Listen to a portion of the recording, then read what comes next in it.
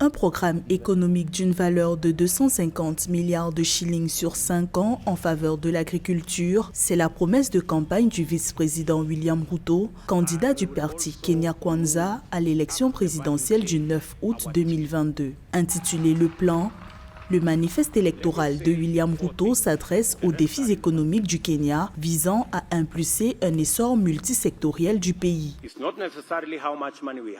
Un investissement d'au moins 250 milliards de shillings kenyans pour les exercices 2023 et 2027 résultant de la réorganisation et de la restructuration du budget afin d'être davantage orienté vers la production et de réduire les énormes financements d'infrastructures consommateurs de capitaux. Les politiques de dépenses seront également réorganisées pour réduire le gaspillage et favoriser l'optimisation des ressources.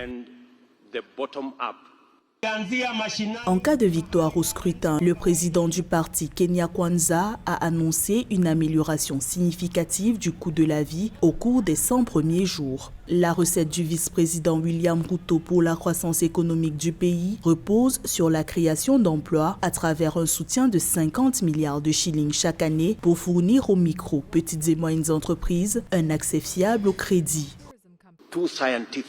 Le sous-secteur des micro, petites et moyennes entreprises représente 85% des emplois non agricoles, ce qui représente aujourd'hui 15 millions des 18 millions de travailleurs. Actuellement, elle absorbe 9 jeunes sur 10 qui entrent dans la vie active, 750 000 en moyenne, alors que l'économie salariale formelle des entreprises en absorbe à peine 50 000.